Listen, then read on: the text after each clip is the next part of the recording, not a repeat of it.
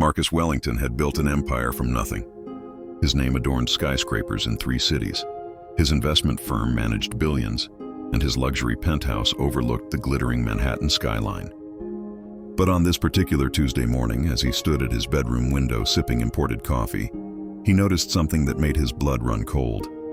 His 12-year-old daughter Emma was walking toward the school bus wearing a dress that was clearly torn at the hem, frayed at the sleeves, and stained along the collar. This was the same child who had a walk-in closet filled with designer clothes, the same girl he spent thousands on every month. Marcus felt his chest tighten as he watched her climb onto the bus with her head down, shoulders hunched, looking nothing like the confident daughter of a millionaire should look.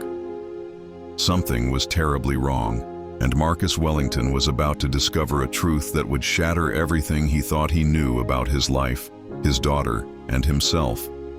If you believe in the power of family, in second chances, and in the kind of love that truly transforms lives, please take a moment to like this video, share it with someone who needs to hear this story, and subscribe to our channel. Your support helps us bring more heartfelt stories to light. Now let's continue. Marcus had been so consumed with work for the past year that he barely saw Emma anymore. After his divorce from Catherine 3 years ago, he'd thrown himself into expanding his business empire, believing that providing financial security was the ultimate expression of love. He paid for everything: the best private school, the finest clothes, expensive vacations with her mother, substantial child support that exceeded what any court would have ordered. He told himself he was being a good father. He told himself that his daughter understood. He told himself that quality time would come later, once this big deal closed, once the merger was finalized, once the stock offering went public. There was always something demanding his attention, always another meeting, another flight, another reason to say, "Next time, princess, I promise." But that image of Emma in torn clothes haunted him throughout his morning meetings.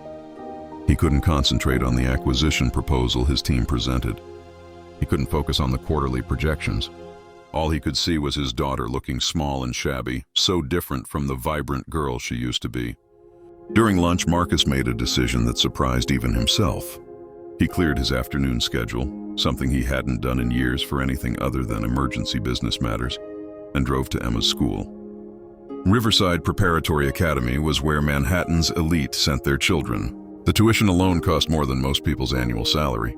Marcus had toured it once during Emma's admission process and remembered being impressed by the pristine facilities, the accomplished faculty, the promise of excellence. He pulled his Mercedes into the visitor parking and walked toward the administrative building, his expensive Italian shoes clicking against the marble floors. "I'm here to observe my daughter's class," Marcus informed the receptionist, using the tone that usually got him whatever he wanted. "Emma Wellington, 7th grade." The receptionist, a middle-aged woman with kind eyes, looked at him with something Marcus couldn't quite place. Was it pity? Concern? She made a phone call, whispered something, then gave him a visitor badge and directions to Emma's classroom. Marcus walked down the hallway, past walls decorated with student artwork and achievement certificates, feeling increasingly uneasy. Something in the receptionist's expression had unsettled him. When Marcus reached the classroom and peered through the small window in the door, he saw Emma sitting alone at a back desk. But it was the scene unfolding before him that made him freeze completely. 3 girls were standing near Emma's desk, and one of them was holding Emma's backpack above her head while the others laughed. Marcus could see Emma's face, red, tear-stained, resigned. She wasn't even trying to get her backpack back. She just sat there, staring at her desk, as if this was so routine that resistance had become pointless. Then Marcus noticed something that made his heart shatter into pieces. The torn dress Emma wore wasn't an accident or a fashion choice. It was the only dress she had that still fit her properly.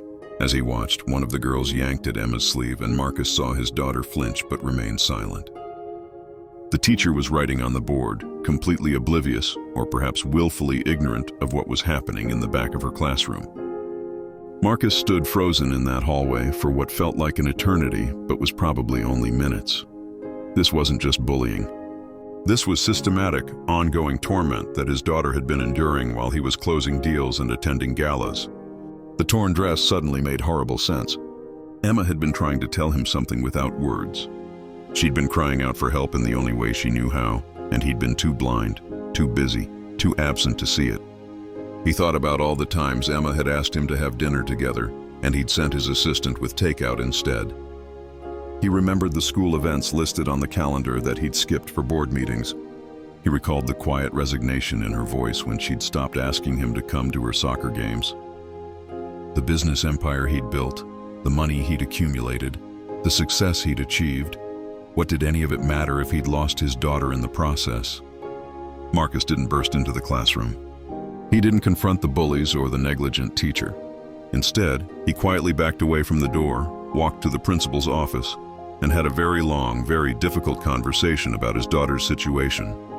The principal, clearly uncomfortable, admitted they'd noticed Emma had been struggling socially, but hadn't wanted to bother Mr. Wellington, given how busy and important he was. They'd reached out to Emma's mother multiple times, but Catherine was traveling in Europe with her new husband and had been largely unreachable. That afternoon, Marcus did something he should have done years ago. He went back to that classroom, walked in during the break, and asked Emma to come with him. The look of surprise on her face, surprise mixed with fear that she was in trouble, nearly broke him. They walked to his car in silence, and it wasn't until they were driving away from that school that Emma finally spoke. "Are you angry about the dress, Dad? I'm sorry. The others kept ruining my clothes, and I didn't want to bother you by asking for new ones. You're always so busy, and Mom said you had enough stress with work, and I just thought..." "Emma, stop!" Marcus interrupted, his voice cracking. He pulled the car over, turned to face his daughter, and for the first time in years, really looked at her. She was so much older than the little girl he remembered.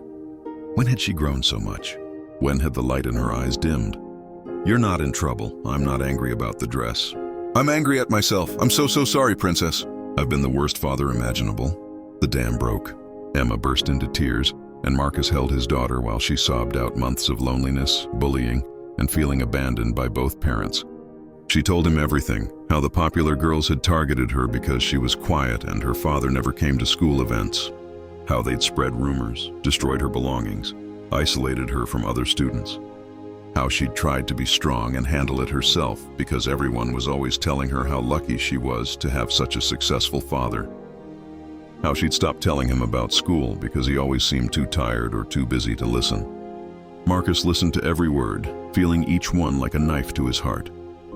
This was his daughter, his only child, and he'd abandoned her for the pursuit of more zeros in his bank account, for the empty validation of business success, for the hollow approval of people who didn't matter.